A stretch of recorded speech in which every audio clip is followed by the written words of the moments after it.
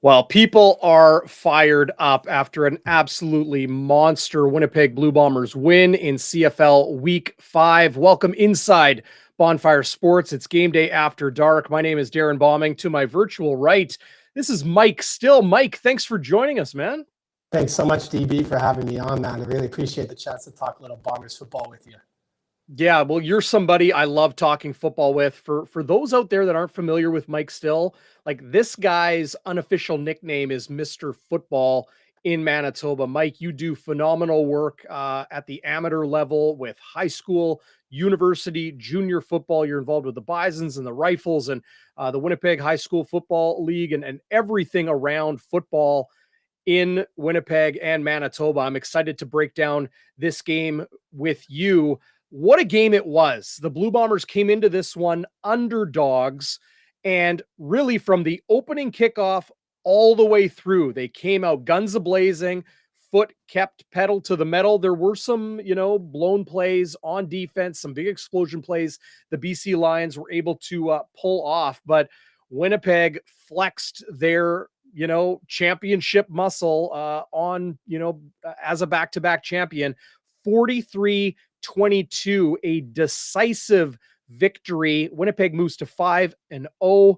BC falls to 3-1, and we're already looking towards next Friday night at IG Field here in Winnipeg with the undefeated Calgary Stampeders coming off a shellacking they laid to the Edmonton Elks last night. Another heavyweight bout in a Western Showdown next week. But man, this game really had a little bit of everything, didn't it, Mike? Yeah, it absolutely did. The Bombers kind of dictated this game right from the start with the Janarian Grant touchdown. Special teams, offense, and defense, a huge statement win in a battle of two undefeated teams and really staked their claim. And DB, kind of going into this, a lot of the talk was from Marcus Sales and his comment about the offense of the Blue Bombers, saying they're a little bit vanilla, the receivers aren't the same. They've been skating a little bit by a few points, and they came to play, no doubt about it. I just want to shout out Buck Pierce. I know he's gotten some criticism from people around the, whether it be the media or fans or whoever about, maybe the play calling, but absolutely spectacular job from him establishing the run in the first quarter. Bombers was 78 yards, only 78 yards rushing per game coming in. 86 in the first quarter alone. So absolutely spectacular stuff. So that's kind of where I wanted to start, was just with the play calling and the game plan from the first quarter on by Buck Pierce. Yeah, he really did a great job in turning things around as far as what the Winnipeg Blue Bombers offense has been able to do over the first 4 games of the season. Yeah, like when Marcus Sales called it vanilla, and then, Dalton Schoen was asked about it after the game on the CJOB broadcast. And he mentioned how when they got off the plane, they heard those comments from Marcus Sales, who has a lot of friends on the Winnipeg Blue Bombers, right? Like he was a member of this team for a long time, before going to the NFL and then signing a 3-year deal with the BC Lions a couple years ago. But Dalton Schoen was clear that added motivation, it added fire to the Winnipeg Blue Bombers offense. I thought the offensive line came out and played their most physical game of the season. And I think one of the things fans out there were most impressed with, Mike, was Johnny Augustine. He wasn't just the game's leading rusher, or pardon me. He was the game's leading rusher, but he wasn't just Winnipeg's leading rusher. He was also the most utilized tailback. And that's a first this season. You could probably say it's a first ever here with the Winnipeg Blue Bombers. 12 carries for 57 yards. He averaged 4.8 yards per carry. No knock on Brady Oliveira. He averaged 5.6. So it seems like whoever is the number 2 running back in Winnipeg gets the higher yards per carry average. That's kind of just a quirk, and I say that a little bit tongue in cheek, but mix in Oliveira, mix in Greg McCrae. He was involved in the receiving game and the run game. Drew Brown came in and picked up first downs when the Winnipeg Blue Bombers needed them. Something that really stood out to me, Mike, was second down conversion rate. The Blue Bombers were 60% on second down. That led to 25 first downs to BC's 12. When you double up the other team in first downs, shows why they doubled them up on the scoreboard as well. And then the other area where it was nearly 2-1 was time of possession. 39 minutes for the Blue Bombers, 21 minutes for the BC Lions. That, of course, drawn up because the BC Lions scored twice on 2 play drives, like just a couple deep shots off the arm of Nathan Rourke to keep BC in the game. I guess you could say in the game. What did it make the score when they started scoring? Josh Pearson, 70 yards, made it 24-7. Dominique Grimes, 24-14, but that's about as close as BC got. Winnipeg's offense really kind of told the tale of, I would say the most marquee matchup in the CFL so far this season. Most definitely. You talk about Johnny Augustine, and 49 of those yards on 6 carries came in that first quarter. And that second drive where the Bombers scored, the first 5 plays of that drive were run plays. It's abundantly clear that the goal was to establish the run there, bringing in an extra lineman, bringing in Liam Dobson on those heavy sets a lot of the time where they were getting heavy yardage. That establishes the run and then sets up the play action. And then with Zach Collaros, when he set up the play action, you get him moving around. It's hard to stop him, to begin with, but then, he showed all game, what he can do when he's outside of the pocket and just his escapability and things like that. So, that was definitely a huge factor in the overall result of the game for sure. And I think overall, when you're looking at that run game as well, you talk about the offensive line. There's just a couple of things that stood out to me. One of them was on the very first drive, first couple plays where the Bombers were having success. Jamarcus Hardrick, he just goes like this. He goes, feed him. And you could tell that offensive line, they were hungry. They wanted to show today, that there's still this offensive line, this elite unit that they have been over the last number of seasons, en route to those back-to-back Grey Cups. And another kind of point that stood out to me about that offensive line was Mike O'Shea's trust in that group, that veteran group. He was asked about it. It was brought up on the broadcast. Suits was talking about how he asked O'Shea, and he literally said, they'll handle it. It's a veteran group, and they're composed. They've been there, done that kind of thing, and they did that again, and they weren't worried about it. It's a team that blocks out the noise, obviously, and that definitely was the case here, and it was definitely a statement in terms of the way they were able to essentially run the ball, specifically in the first quarter, in the first half at will. You're talking about conversion rate, 70% conversion rate on second down in the first half.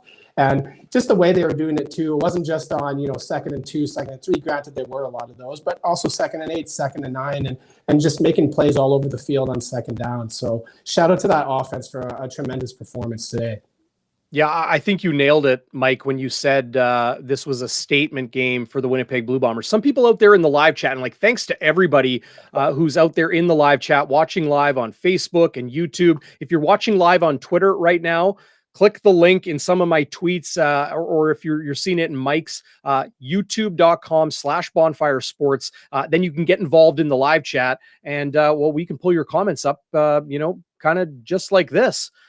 Favorite part of the game, according to Sandy, was Grant's run back touchdown. The way that set the tone early in the game was really, really something. And, it's hard to follow that up with weak play. It seems to kind of energize and invigorate and fire everybody up. I think Winnipeg has been waiting for that big special teams play this season. It hasn't happened yet. It happened on the first snap, the first play of the most important game so far this season. And Janarian Grant will get all the love. He had a couple very good returns tonight, in addition to that 97-yard opening kickoff touchdown that got somebody free groceries for a year, by the way. Not a bad prize these days with food prices. But not only was it Janarian Grant, but I saw Mike Miller, the man I call the killer. He is the real deal. He is legit. I don't care how old he is. I don't care how many special teams tackles he has. He leads the CFL all-time, future Hall of Famer. But the block he laid on just taking a guy down that was right in Janarian Grant's lane as he cut upfield and cut to the outside, that was the key block to spring Janarian Grant for that 97-yard touchdown. The next play, Legio kicks off. Mike Miller makes the tackle on the BC Lions returner. Bang, bang. Just like that, Mike Miller made his presence known. The guy doesn't practice too often because he's trying to take care of his body. But when the lights are on and the game is going, Mike Miller is an absolute killer. Probably my favorite player on this team to watch. DB, I knew you were going to bring up Mike Miller.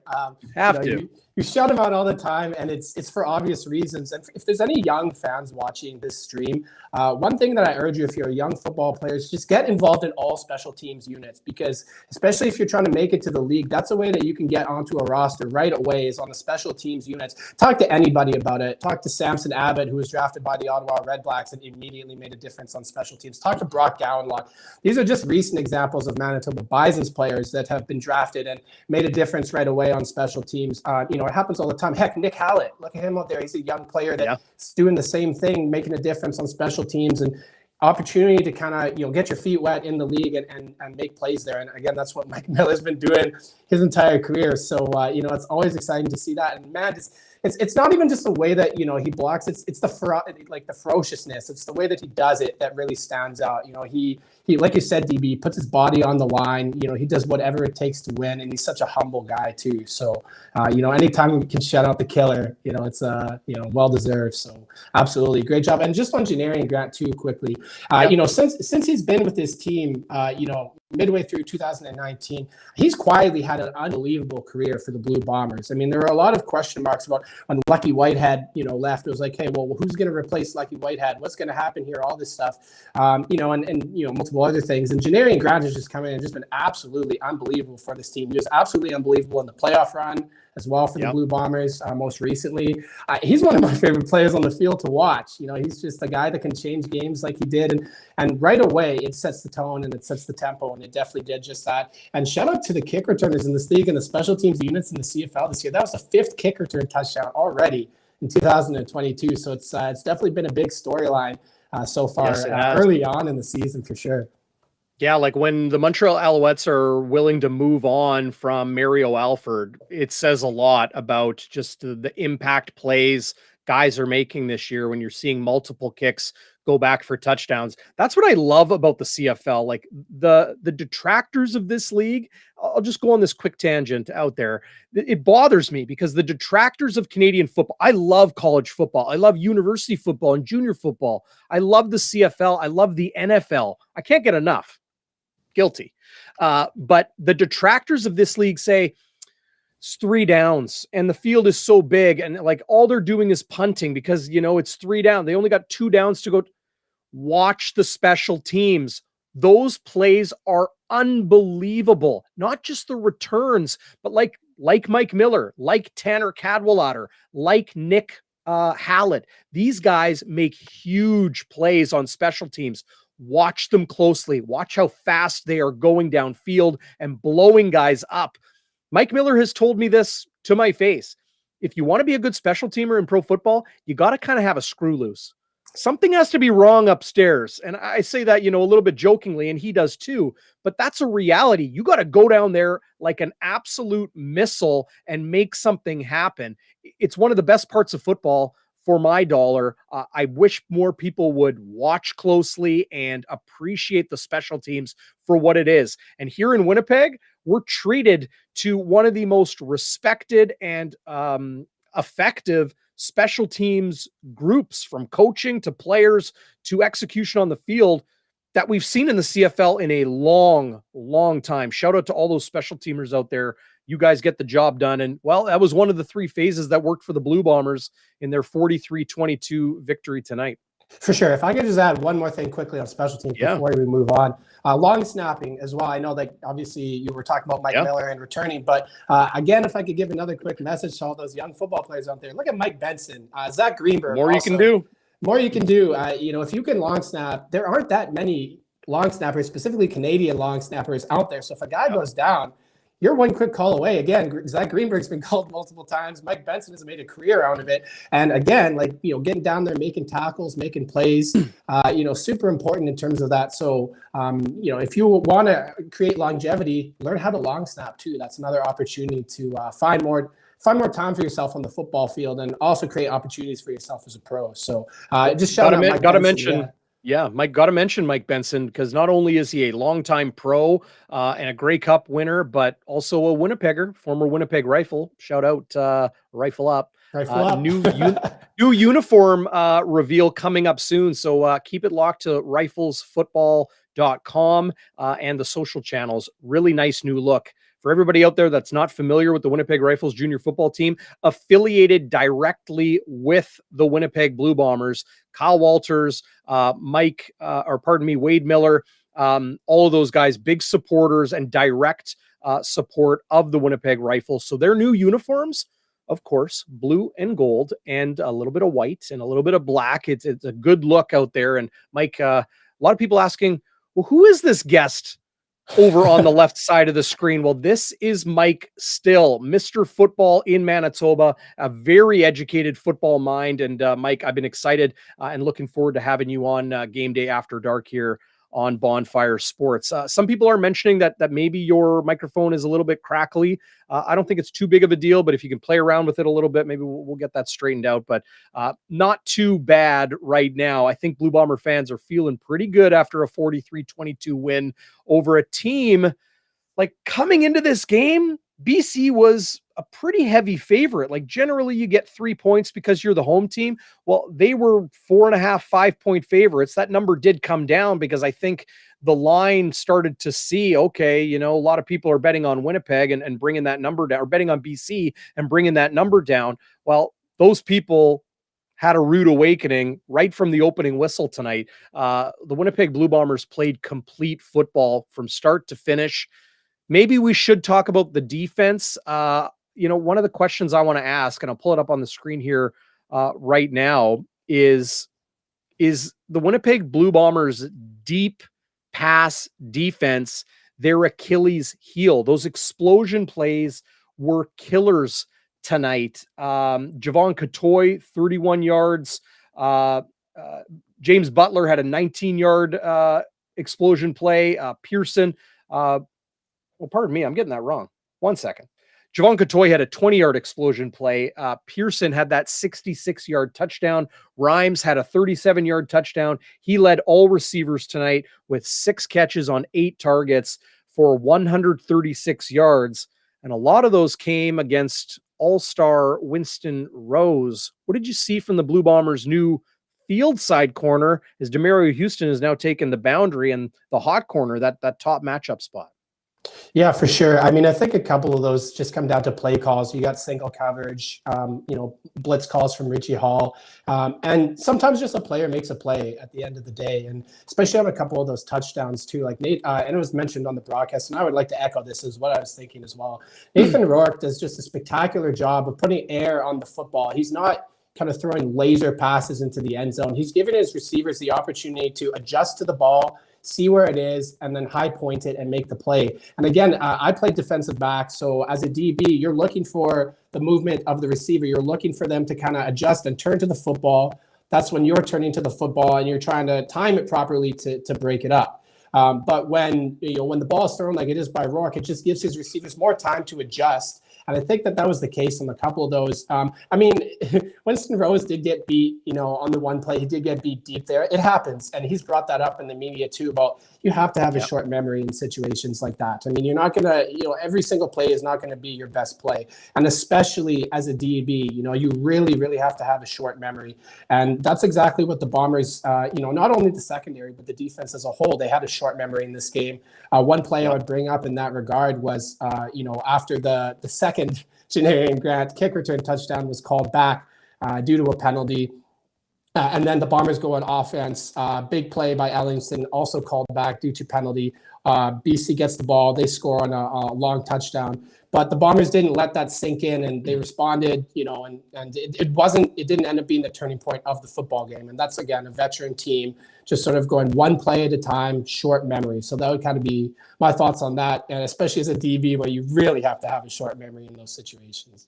No question. And for Winston Rose, he's had some bad games. He's had one good game for sure. That was last week against Toronto. But Tao Zen, who's watching live on YouTube, says he expects Bo Levi Mitchell to test Winston Rose often. We're already looking towards that game on Friday night here in Winnipeg at IG Field, Mike. But that all said, you're right. That short memory is important.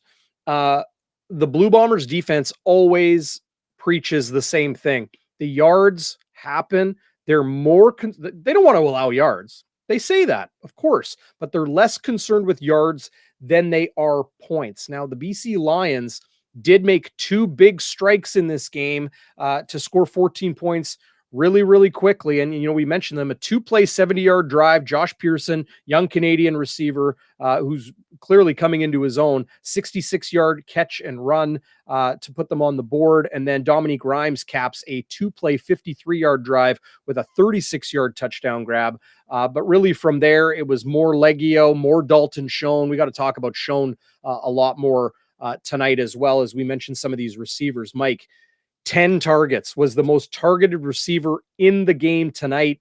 8 catches, 117 yards, averaged nearly 15 yards per catch, which is a great number, and 2 touchdowns, 5 second down conversions, 33 yards after the catch, and had a long of 31. The guy was outstanding. Yes, Zach Collaros was falling down, finding Dalton Schoen for a first down late in the first half. Yes, Zach Collaros was escaping pressure and, throwing against his body and doing all these amazing things to extend plays and put a lot of pressure on the BC Lions pass defense in having to cover for 4 and 5 seconds, which doesn't sound like long, but that's an eternity when it comes to covering receivers. And Dalton Schoen found ways to get open, caught pretty much everything thrown his way. A little bit later, we're going to have Walby's Warrior, Westwood's Wide to the Right, and of course, our Happy Honker Award for Game Day After Dark, in homage to our good friend Zach Schnitzer, who will be back next week. But I'm thinking Dalton Schoen is probably going to come away with one of those. Yeah, I mean, I think that's a no-brainer. He was absolutely spectacular tonight. And Dalton Schoen, as well as Greg McCrae, I mean, they were both walk-ons at the NCAA level, UCF and Kansas State, Schoen at Kansas State and then McCrae at UCF. Yep. And I think when you have that type of an attitude, when you're a walk-on player, I mean, you just have this instinct naturally that you have to work harder than everybody else. That was something that was talked about with McCrae. It was talked about a lot, and it's been talked about in the media too with Schoen, and just the work ethic. You come in and you're just absorbing everything. And I mean, he stood out right away. It was talked about on the postgame show with Derek Taylor there, where Schoen stood out right away in minicamp, and he just kept on rolling. And the longer the season goes along, the more of a relationship he's able to develop with Collaros. I mean, I think that connection is only going to get stronger and stronger. What stands out to me about Schoen, and actually I would talk about Schoen and Allenson in this regard, and it happened a few times tonight. It's their route running. It's the way that they're able to kind of keep the DBs at least pausing for a second with whether it's a rub route or whatever it is they're doing. All you need is a split second as a receiver to kind of get that little bit of room. When the DB's in coverage there, and both of them did a great job of that. And Schoen's route running is spectacular. He's got absolutely tremendous hands as well. And I mean, he's really stood out with his work ethic for sure. And that's something that has carried with him his entire career. Yeah, like Mike O'Shea talked about it coming out of training camp. Like, okay, well, like Dalton Schoen's a rookie and he wins a starting job on offense. Well, what did he do? They said he just showed up in shape, is a rookie to pro football, and was a walk-on in college, which is crazy. But despite that, shows up acting like a professional as a rookie in the CFL, put in the work, studied hard, supported his teammates. And then when it came to his time to take reps and get it done on the field, he performed. He caught everything. He ran crisp routes. He didn't make mental errors. He was assignment sharp. And then the coaches are like, well, hey, we got some veterans here that could win this job. You know what? Let's go with this guy. He's been a pro. If that's how you show up to camp, if that's how you leave a first impression in that first day, first week, first 3 weeks of being with a football team, and the coaches take notice and they have your trust that quickly, that's the floor. What's the ceiling? What's the ceiling for Dalton Schoen? That's what I'm curious about. Just getting a texter on the hotline, 816-TIPS, 816-8477. Give us a call, leave a voicemail, text, and you'll be involved in the chat as well. Saying Danke Schoen. Now, Schoen, of course, a German name. Danke Shane, meaning thank you very much. Shown up and showing out and showing who's boss. All, some quips that fans are enjoying saying with him. Greg Ellingson, of course, though, Mike, is another receiver on the opposite end of being a rookie and a first-year guy with a first impression, long-standing impression in multiple 1,000-yard seasons with Greg Ellingson. The Blue Bombers have targeted this guy in free agency the last number of years. They were able to secure him this year, and we're seeing now why. The connection he has with former teammate Zach Collaros, time together with the Hamilton Tiger Cats. This guy is probably the Blue Bombers' most explosive receiver. I think he's definitely the Blue Bombers' most explosive receiver throughout the year. 7 catches on 7 targets, caught everything, 98 yards, 14 yards per catch, and a touchdown. 2 second down conversions. It was shown. It was Ellingson. Those two were really dynamite all night. And Zach Collaros likes throwing to 83. He likes throwing to number 2, Greg Ellingson, as well. Yeah, definitely. And you mentioned it, DB, the fact that they had a previous connection with Hamilton. I mean, that was all the talk when Ellingson came in, is the fact that they knew each other already. And that's so huge for a quarterback and a receiver. And that goes well beyond just game day stuff. I was watching on the NFL Network a few days ago, just a doc that was done on Wes Welker. And one of the things that they talked about in that doc a lot was how he and Tom Brady were always doing extra film study all the time outside of practice, and really just talking about tendencies and really developing those relationships. And you got to think that Greg Ellingson and Zach Collaros are guys like that, where, when it's outside of practice, those types of things, they're talking about, what's going to work against certain teams. And they're continuing to develop chemistry and continuing to work on that, something that they developed already in Hamilton. And to add to that too, I mean, Greg Ellingson is just a character guy. He's just a positive dude. It's a contagious personality that he has. He's just coming and he's fit in with the Bombers team and their offense and their identity so well. And that was one of the major storylines coming into this season was how are the Bombers going to replace Darvin Adams? How are the Bombers going to replace Kenny Lawler? They had some guys in there, Rasheed Bailey, possession receiver, things like that.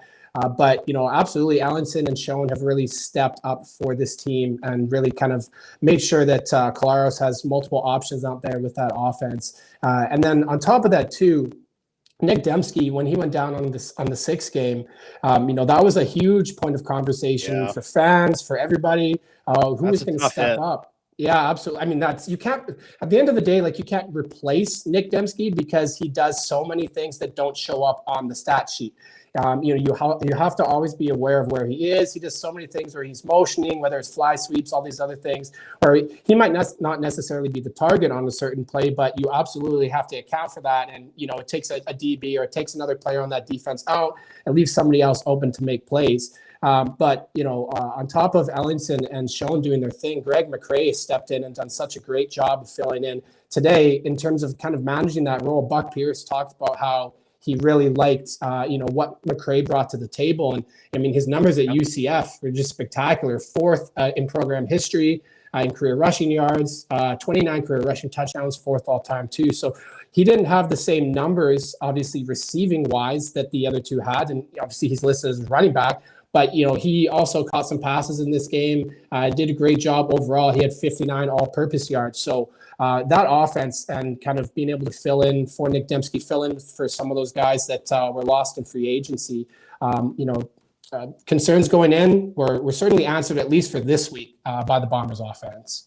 Yeah, absolutely. I love the way they're, as you mentioned, using Greg McCrae in kind of that Nick Dembski hybrid role, right? I think when, offensive coordinator Buck Pierce has a system, you got to fill those different roles, right? And, some people asking about Rasheed Bailey and if, we're seeing enough from him.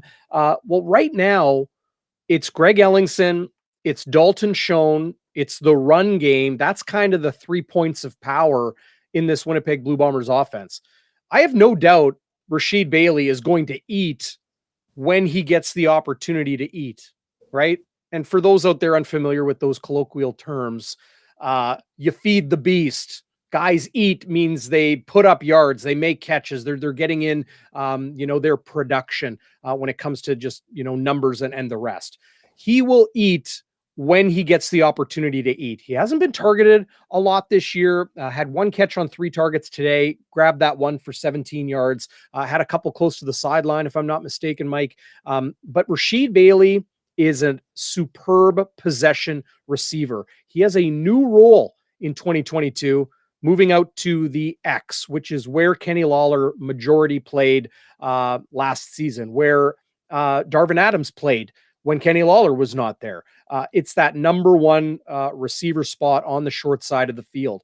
You remove both of those guys and give Rasheed Bailey a different task. I think that challenge comes with a little bit of a growth curve. You know, I think they have confidence in Rasheed Bailey with the progression he has made in his short CFL career to be able to do that job effectively. It's not going to be like that overnight. He's an explosive X receiver in the CFL. I think it will take time. You lose Nick Dembski, you lose some other guys. Suddenly everybody's kind of scrambling to fill in roles and the rest. The run game had not been good until this week.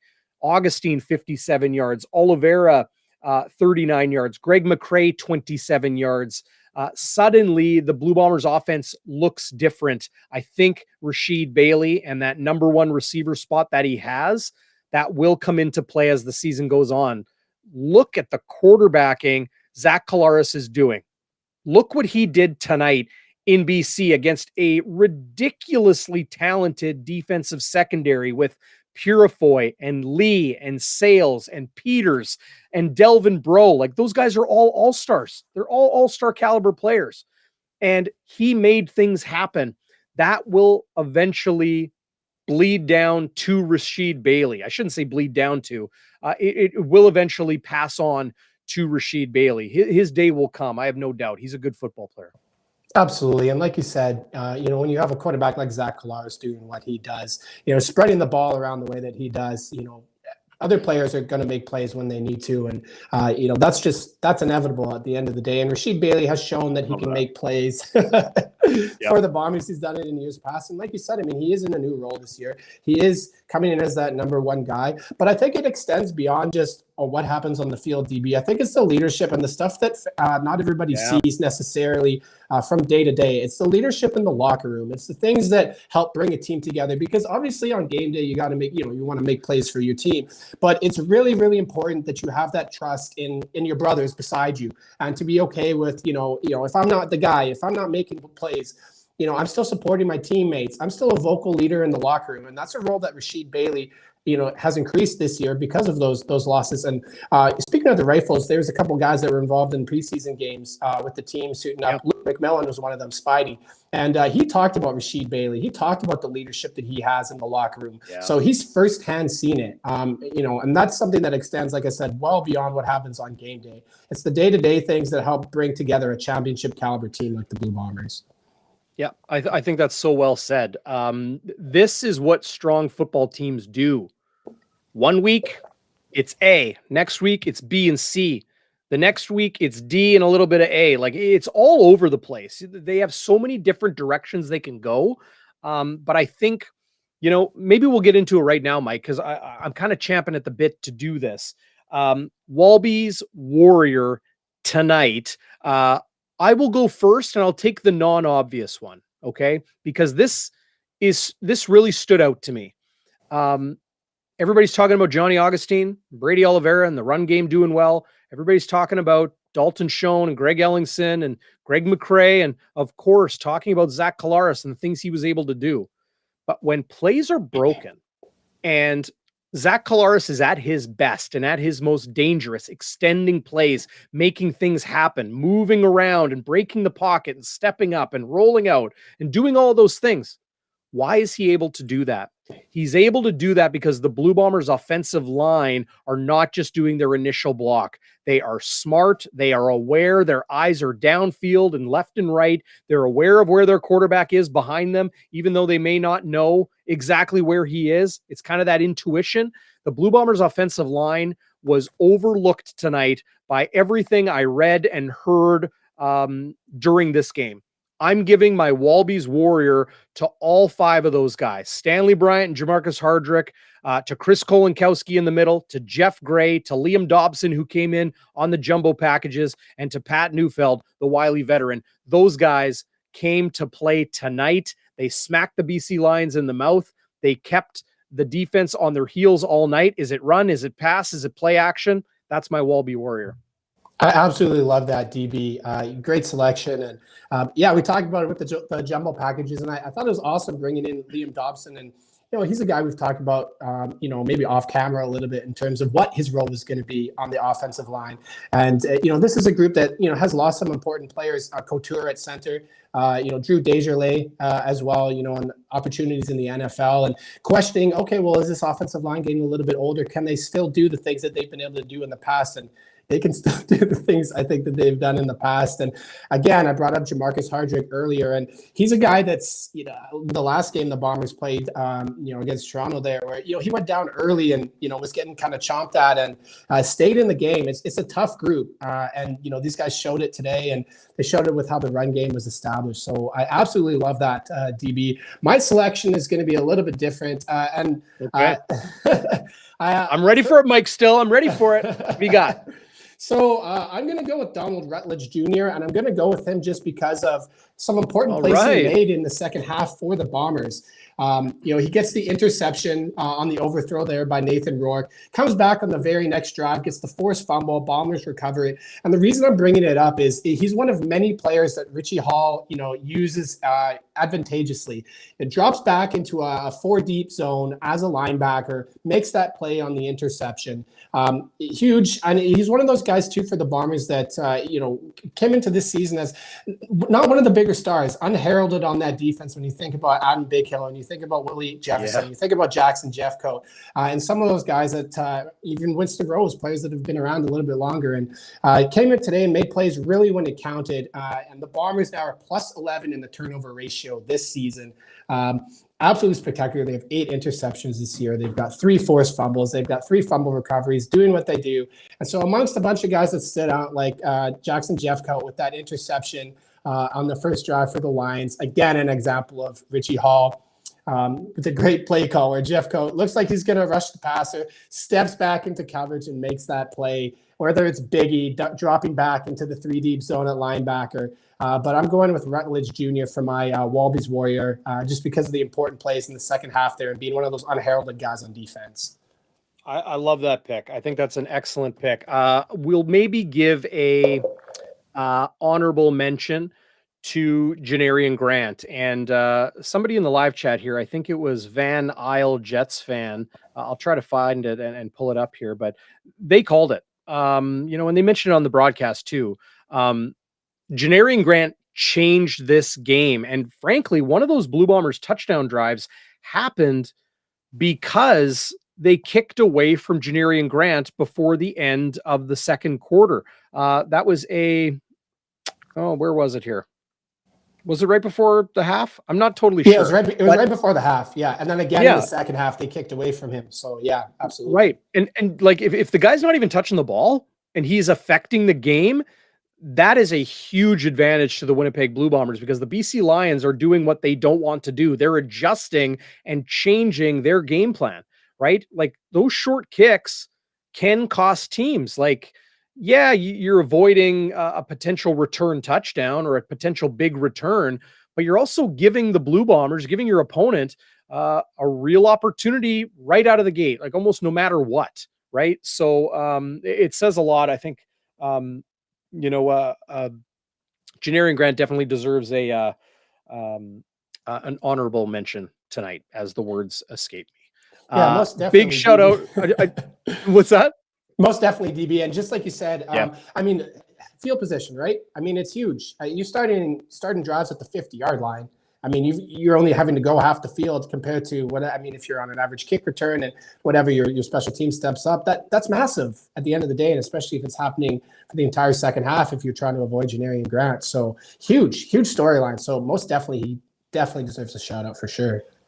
Yeah, and to your Walby's Warrior, Booch27, who's watching live on YouTube, says Ruts is insanely good. He is getting pretty good. I remember his first game here in Winnipeg against Ottawa. He had a sack in the first half, might even been the first quarter. Now he has his first CFL interception. The guy is built like a brick you-know-what house. He is long and rangy and big. He looks more like a traditional linebacker than the dime back that he is. They mentioned on the broadcast, like, oh, Richie Hall, sending linebackers back into coverage. Well, he is a DB. I think even in a pinch, he could play safety, he could play half or corner. But I think Donald Rutledge is somebody who's really starting to establish himself in Canadian football. Ruts is a good name for him. I know his Twitter handle is Stuck in a Rut. Do like that a lot. Westwood's Wide to the Right, Mike Still, is our segment we like to do here on Game Day After Dark. The thing that kind of irked you a little bit, the thing that bothers you, the thing that you didn't like, the thing that pissed you off. Is there anything that happened in tonight's game that enters that realm for you? That's a good question, DB. And I think the thing that probably pissed me off, and I think it was a storyline coming into this game, and I hate to say this, it was just and I understand it. I understand the criticism of the Bombers' offense and the fact that people were saying Buck Pierce's offense is predictable and looks the same as last season, and defenses are starting to figure it out, and they're as Marcus Sales said, it's vanilla. And that kind of irked me a little bit because at the end of the day, this is a professional football league, and coordinator's job is to make those adjustments. And Buck showed today that that the wheels are turning, and that whatever pieces you have, it's about using them properly. And Greg McCrae is a perfect example of that, of being able to be a jack of all trades player. And again, being able to use that run game as effectively as the Bombers did and establish it. And I really do think bringing in the jumbo set, bringing in Liam Dobson as an extra lineman there, that really had an effect on this game. BC, their linebackers then had to come up a little bit more on the rush. It opened up the pass game. It kind of left them guessing a little bit. There were some blitz calls here and there by BC, but for the most part, I think that the play calling by Buck Pierce was spectacular today. So I would just say just the criticism of that offensive playbook a little bit would be mine. I think that's pretty good. Westwood Wide to the Right. That criticism for sure. Walby and I talk about this quite a bit. Early in seasons, you don't see teams show all of their cards, right? It very well could have been the first 3 chapters of the 25 chapters of the Blue Bombers offensive playbook. The first 3 chapters, that's going to be the first 3 or 4 games of the season. And things weren't working so well or looking so good in Toronto. They have a short week. They have a ton of travel. There was all those things kind of stacked against them. They're beat up. Jesse Briggs isn't there. Kyrie Wilson is on the 6th game with an Achilles injury. Obviously, Nick Dembski and Michael Couture on the offensive line, like still waiting for Brandon Alexander to come back. All of those things. Short week, 3 time zones of travel, 1 practice, actual practice in Winnipeg. But that doesn't mean that these guys need to learn chapters 4, 5, and 6. They know them. They were called. We started to see it right from the first offensive drive of the Blue Bombers. Yes, they continued to run the football. They started using Johnny Augustine. Maybe BC wasn't expecting that because it seemed like they were really stubbornly sticking with Brady Oliveira. They both looked better today because they both got action. I think that helped them a lot. But when it comes to the play calling, chapters 4, 5, and 6 started to happen because we're entering a different a little bit later in the season. If you show everything right away, teams have that film on you, right? We talked about this, coming out of the 2 Ottawa games. You face the same team twice, weeks 1 and 2. And if you do a whole bunch of different stuff and don't stick to kind of your baseline playbook in the first 2 weeks of the season, suddenly teams have great film on you where the same defense is playing your same offense and you're showing all these different looks, all these different formations, all these different types of plays or changes to your base offense. I don't think you want to do that. Winnipeg knew they had to come out swinging in a game against a team quarterbacked by Nathan Rourke and with the likes of Lucky Whitehead and Keon Hatcher coming off 176 yards and James Butler, who is just an unbelievable tailback and one of the best in the CFL so far this season. They knew they needed to come out swinging on offense, and they did. So, big kudos to Buck Pierce for opening up, what I call chapters 4, 5, and 6. But they really had those things going. Did this game go how you thought it would, Mike? Like you mentioned all of those criticisms and those sorts of things, and the Lions being the favorites in this game. Did you think it was going to be a decisive victory one way or another? Did you think it was going to be a close game? I thought it was going to be a close game, but I did pick the Blue Bombers to win despite all of those things that were kind of stacked against them. I thought it was going to be a close game as well. I mean, and BC, they fought back at times, you know, to prevent it from being like a humongous blow, obviously, at the end of the day. But I did think that it was going to be a little bit closer than what was shown specifically in the first quarter. And I think that just comes down to how efficient that BC Lions offense has been, like you mentioned, and especially how efficient they've been on second down. But again, you know, this is a veteran Bombers defense, and shout out to specifically Jackson Jeffcoat, Willie Jefferson. Those two really set the tone on the defensive line, and were able to kind of put Nathan Rourke into positions where he, you know, wasn't as comfortable. And that was something that Jackson Jeffcoat talked about in the lead up to this game. He said the plan was to disrupt Rourke, obviously, get to him, make his day long, make sure that he has to run around, make sure that he's not comfortable in the pocket.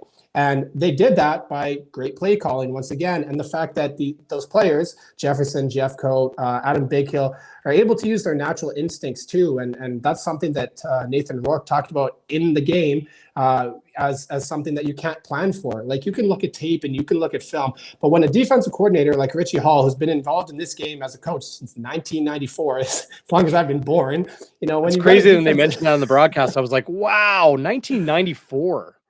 Like, he was playing in the 80s, right? Holy man. Unbelievable. That's unbelievable. And again, you're gonna learn some stuff being in the league that long, and learn to adapt and improvise and really take advantage of the plays you have. But when you have veterans like that who know the game so well, their football IQ is so high, they can make those instinctual plays where even Jefferson is being moved inside to defensive tackle, or on the Jeffcoat interception where he's dropping back into coverage and recording that interception, his first since 2017, or Bighill just in general where he's dropping into the deep third, or he's doing things that you can't necessarily account for. Those things make a difference. So factoring that in, I think that would be my major reason why I thought the Bombers were going to come out on top, is just the sense of instinct that defense has, the leaders that they have on that defense, being able to maintain their composure in big moments, and they certainly showed that. And for Nathan Rourke, I mean, it wasn't a terrible. He had the interceptions, obviously, and he's going to learn from that. He's a young quarterback. I mean, nonetheless, you know, it was just a storyline for the Bombers, was just how great that defense played, for sure. Love everybody in the live chat. The conversation is lit tonight. Everybody watching live on Facebook and YouTube. If you're watching live on Twitter, head over to youtube.com/Bonfire Sports. Links in my Twitter feed as well.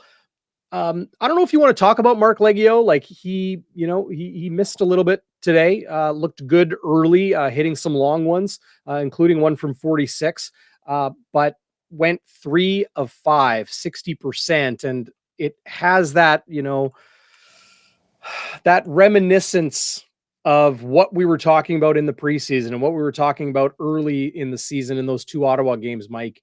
How, you know, a young kicker like this, I've always just spoken to what I see, and that is a Blue Bombers team that remains confident in him. But that doesn't mean the fan base is confident in him, or even in Ali Mortada, who's on the Blue Bombers practice roster. Is it fair to be concerned if the Blue Bombers are still winning by 21 points and their kicker goes 3 for 5?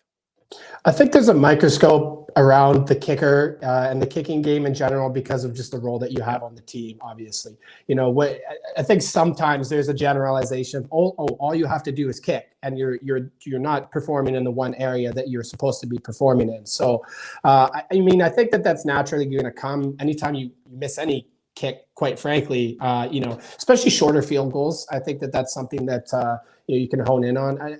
I think Leggio is a guy that you can be fazed by that stuff, but I think he came into this season with a better attitude about it. And I think that, you know, he's kind of handled the bumps in the road like he did, and with the struggles in the kicking game last season, and definitely coming with a better attitude about it. I'll reserve my comments on Leggio, I think, a little bit until we get a little bit further into the season. That's fair. and we can really kind of judge that a little bit more. If he does struggle again, though, as we kind of go further in the year, I think he's on a short leash. At least that's just my perspective. I don't know if that's what the organization thinks, or maybe they don't think that at all and they trust in him completely. But again, at the end of the day, your job is to kick field goals. Your job is to be the specialist on the team. And if you're not performing in that area, there's certainly others out there that can get that job done. And that was shown with Sergio Castillo last year. Especially in the Grey Cup. So, he was unbelievable in the Grey Cup. Unbelievable in that wind. Yeah, absolutely. I mean, spectacular. So there's guys out there that can fill that role. So for Legu, I think it's just block out the noise as much as possible. Try to do your job and just kind of, because at Western, goodness gracious, when he was at Western, he was one of the best kickers, not only for the program, but, overall in the league. He was such a clutch player for them. So being a huge U Sports fan, and seeing what he did there, the potential is there. You saw it for years and years and years when he was with Western. So, I'm rooting for him. Look at this comment right here from it's your boy Bruce. Nice handle, by the way, who's watching live on YouTube. It's your boy Bruce says, we were spoiled with money Medlock. This is also, I think, why there was criticism in the run game. The Blue Bombers were spoiled. Blue Bombers Nation was spoiled with Andrew Harris. Blue Bombers Nation was spoiled with Justin Medlock. They were spoiled with Sergio Castillo. People need to understand. The Grey Cup would not be Winnipeg's if it wasn't for Sergio Castillo. Not just late in the season, not just through the playoffs. In that game, him and Winnipeg native Rifles alumni Mike Benson and Sergio Castillo, that duo. Go check out the video, by the way, on Bonfire Sports of their post-game interview I did with them. Hilarious, these two. Just became the best of friends immediately. But Sergio Castillo kicked, he went 5 for 5 or 6 for 6 in the Grey Cup. And the wind was howling, twisting, and bending the balls like crazy. And he was lights out. If it wasn't for Sergio Castillo, the Blue Bombers would not have forced overtime. They would not have won that game. They would have been beaten pretty handily by the Hamilton Tiger Cats. So I think people need to realize how valuable Sergio Castillo was in that game and how spoiled we have been in Winnipeg with the likes of Castillo and Justin Medlock and Andrew Harris, like I mentioned. Yeah, absolutely. I would definitely echo that. And again, veterans, right? Veterans who have been in the league for a while and understand how to manage those highs and those lows. So I'd kind of give Legio some time in that regard. But yeah, I definitely echo those comments for sure. Yeah. Yeah. And again, there's a comment here. Legs is fine. It's early, not worried. And I would say that as well for sure. So this is an interesting comment from Fritchie, who's watching live on YouTube as well. Bombers hopefully have a Castillo-like guy in the wings, waiting in the wings. They can, pay down the stretch if needed. Excuse me. So the Blue Bombers have placed Dakota Prukup on the 6-game injured list. He's a quarterback. He makes, 6 figures. They've placed Nick Dembski on the 6-game injured list. He makes 6 figures. They have placed Michael Couture on the 6-game injured list. He makes 6 figures. They placed Jesse Briggs on the 6-game injured list. He makes nearly 6 figures. You add all of that up, of course, needs to be the entirety of the 6 games on that list. Add in Kyrie Wilson, right? I'm not sure if he'll play again this year. It will be a long, long time with an Achilles injury. And there has been some talk that he had surgery.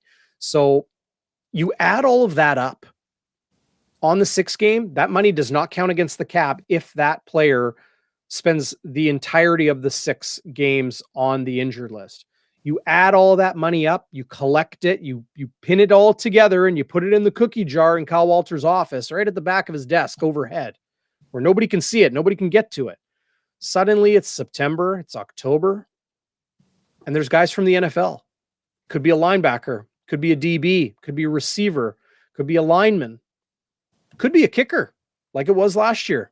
Winnipeg will have that capital to spend on adding an impact piece. And if you're a free agent, Mike, you're a free agent and you want to come to the CFL and sign a contract, play the rest of the year, and then go, take your NFL window again in December. What team do you want to join? You want to join the Alouettes? You get to party in Montreal. That's fun. You want to go to Argos? Some good clubs, and, it's fun in Toronto. You want to go to Vancouver, BC Lions? Maybe. You think you want to join the back-to-back Grey Cup champs, the favorites again, win a championship, get a ring, have your name talked about during Grey Cup week and in the championship game, and then go back down to the NFL with maybe a few more scouts' eyes on you? I think Winnipeg is in a very, very attractive spot right now to acquire talent like that.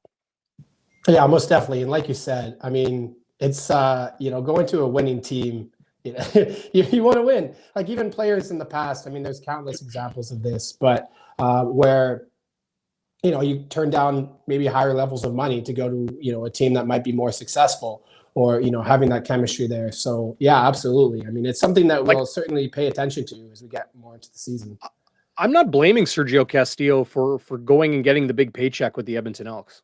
I'm not. You got to support for your family, especially in pro football. Your career could be over like that, right?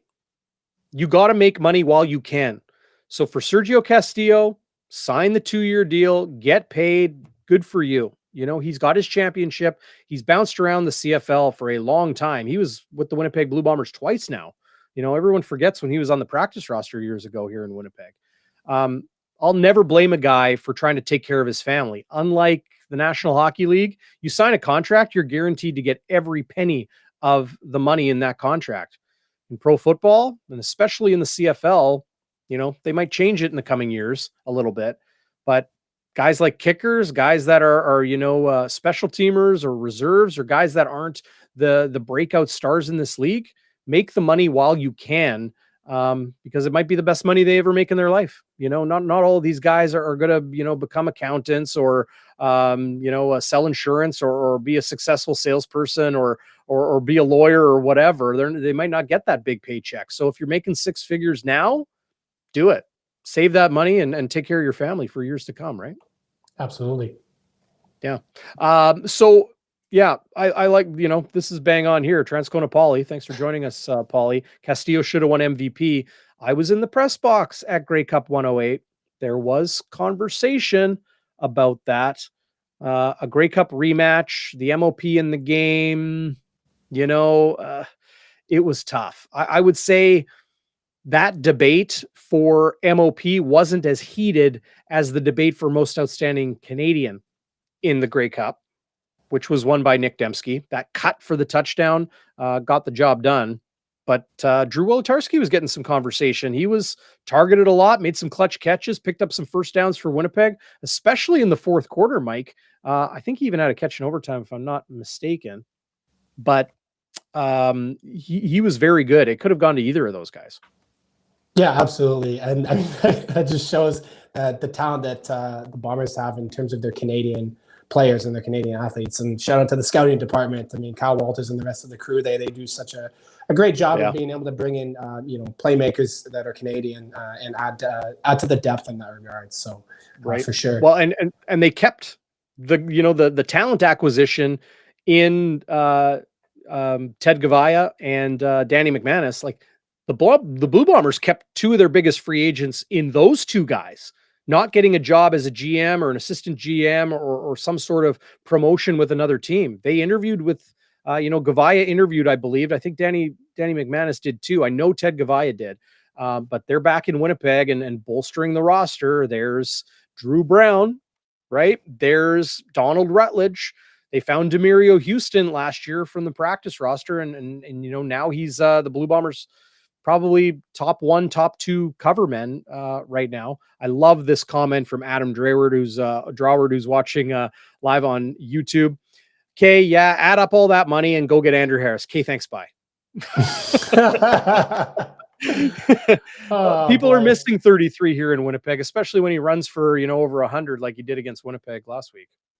Yeah, I mean, obviously, Andrew did so much for the community and things like that, and he's is a standout on the field for sure. But my mind keeps going back to what I saw in Toronto last week, and I don't know if there's anything to pick up on there, but my mind just goes back to the arguments on the sideline there and all that stuff going on and all those other things. So there's, it's a question to me in terms of like, character and things like that. But I good for him that he's still been able to play at the level he's able to play at. And having personally worked with him in the past, I've seen his work ethic. So good for him in that regard. But, we've got good backs. So and they showed that tonight. So yeah, no, I agree. I don't think they need an upgrade as far as talent at running back. Some people mentioning Jonathan Kongbo potentially coming back, signed with San Francisco a couple years ago, got injured, released, came back to Canada for a second stint, wins the Grey Cup. And now he's signed with the Denver Broncos. That would be a big ad. Adam mentioning maybe Desjardins comes back. I'm a little bit more skeptical on Drew Desjardins because if the New England Patriots grab a guy from the CFL, I have no doubt that if they move on from Drew Desjardins, like if New England releases him, there's going to be like a dozen teams saying, well, we'll take a look. Because if the Patriots like you, that happens all the time. That's happened with so many different players at different positions, receivers, quarterbacks, linemen. If the New England Patriots find you and they decide to move on from you, like other teams are right there waiting for I don't want to say sloppy seconds, but like, second helping of that player. That happens all the time. Hey, I hate to throw some fuel on the bonfire here, Mike, but maybe it's Chris Streveler. Yeah, I mean, here it is. There it is. Somebody mentioning Chris Streveler right there in the chat. Yeah, I mean, he's available, right? So and with what's going on quarterback wise, it's there's an option there. He's beloved, one of the most beloved players to strap on the pads for sure for the Bombers. So if you're not gonna hear any arguments from the fans. I think if Streveler was brought back into the fold for sure.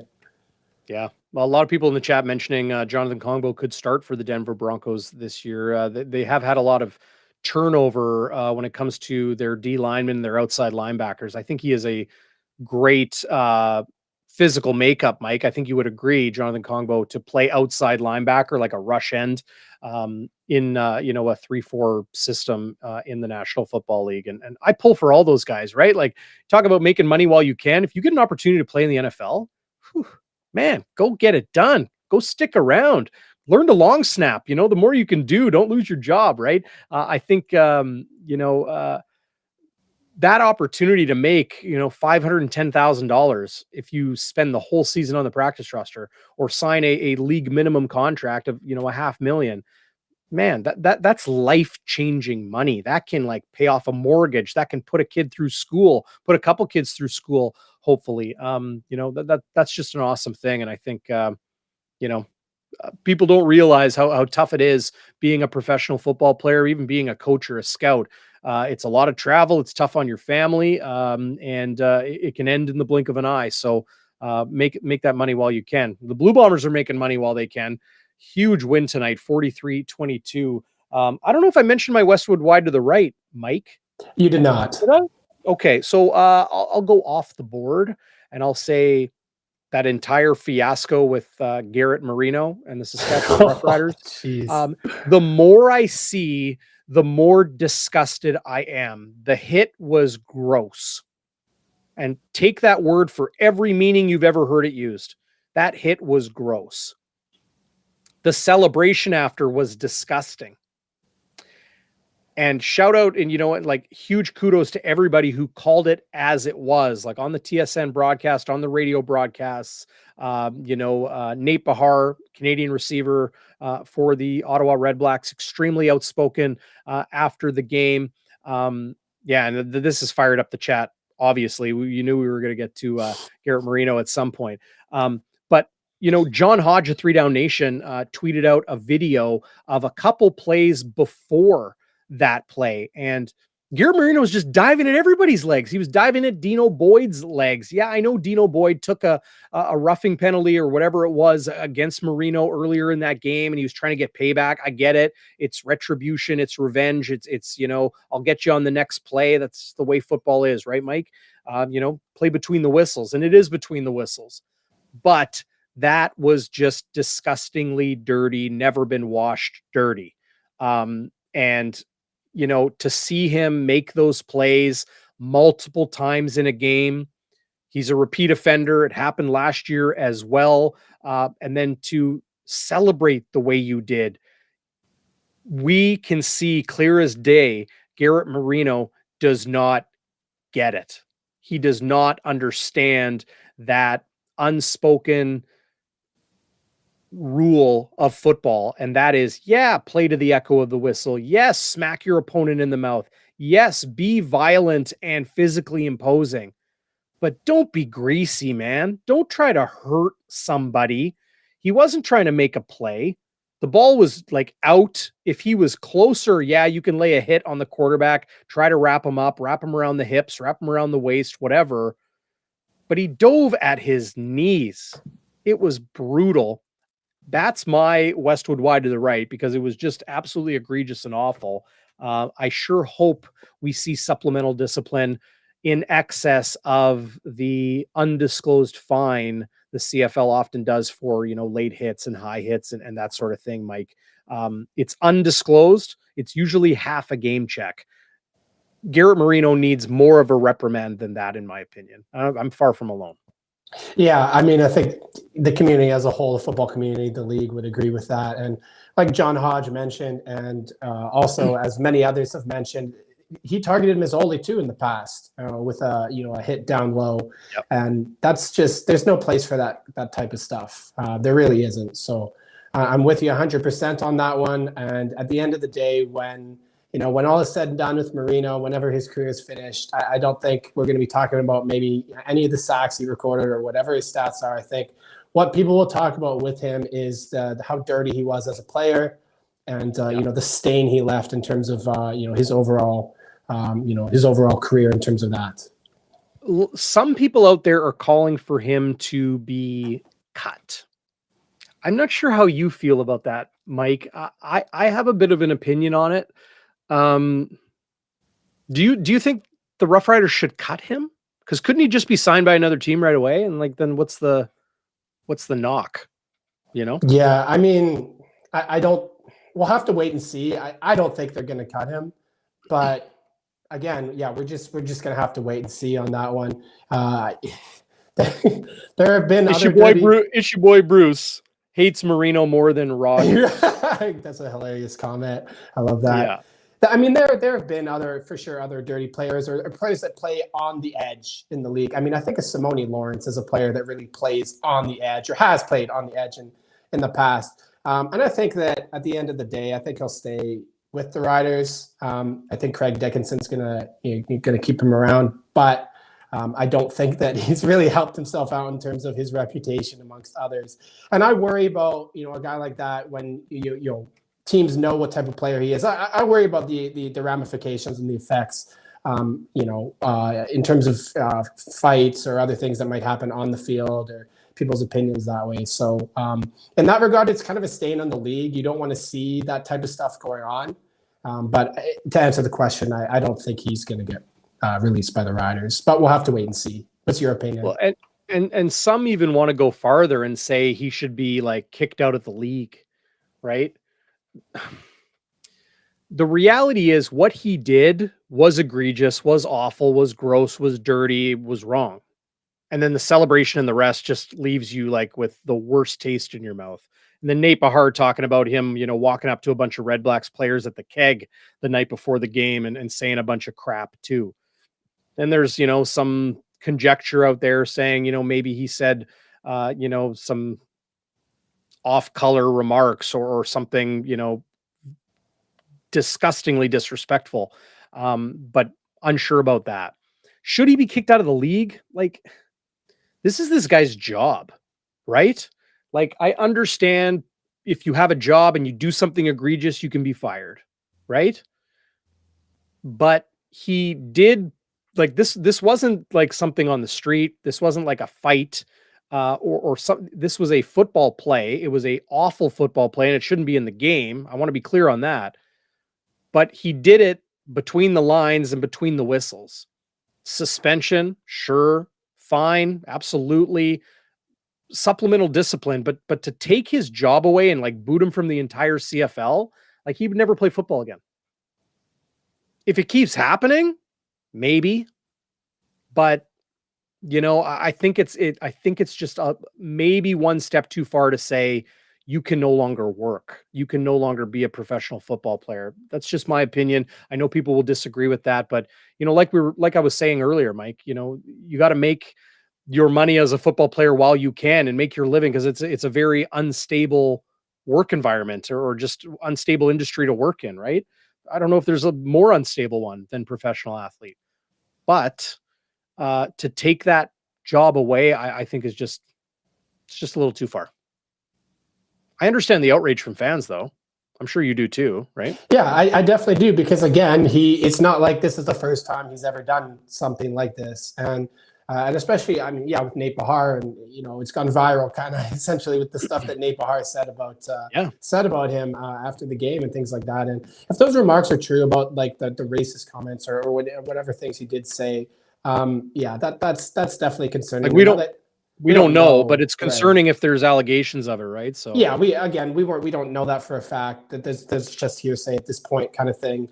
Yeah. But either way, like if you're disrupting people off the field in a personal manner in any regard, this doesn't have to be just in this case. In general, I mean, there's no place for that. Like, play the game, do your thing, and I really think that other stuff really just kind of just get rid of it. It does not belong in the game. It doesn't belong anywhere, quite frankly. So. Yeah, some people in the live chat mentioning, like, what if that was Zach Collaros? My opinion wouldn't change, because I consider every quarterback, every player in the league on the same playing field, like same level. I don't care who it is. It could be Bo, it could be Evans, it could be VA, it could be Zach Collaros, it could be Joe Mancuso, the Blue Bombers' third stringer. It doesn't matter. Every player is important. Every player deserves, to be treated properly. And no, that hit was not treating Jeremiah Masoli properly. But I just think, kicking a guy out of the league for a play that happened on the field between the lines, I just don't like I don't like that slope. That's, I think it's a little slippery there. Yeah. Yeah, live chat's been great tonight. Thanks to everybody out there. Maybe we'll wrap it up, Mike. It was a bit of an earlier night. Do you like these West Coast games? It was like 4:00 Vancouver time and 6:00 here in Winnipeg. Normally these are like 9 p.m. starts in Winnipeg, and we're rocking post game until 1:30 in the morning. Yeah, I do. I'll be honest, I definitely do. Yeah. I more energy earlier on during the day and things like that for sure. So yeah, I'm a fan of it, most definitely. And just quickly, a comment for me. I know obviously we're talking about the Bombers here, but I just want to give a quick shout out to BC and just kind of the ownership and the way that they've kind of marketed the team this year. They've been doing a great job in that regard. Yeah. Nick Kowalski helped out with Bonfire last year. He's a video guy for them. And they've been doing some great stuff in the video department in their media game. The Bombers do amazing work in that regard also. Absolutely top great social media work. But it's great for the league when all teams are offering a great game day experience, when their media game is on point, all these things. It helps grow the league more. It helps create more fans outside of just the diehards and things like that. And at the end of the day, targets hopefully a younger audience too that can then grow up, and become diehard CFL fans like yourself and like me as well. So shout out to them, and shout out to all CFL teams that are busting their butts to make sure that this product gets as much exposure as possible.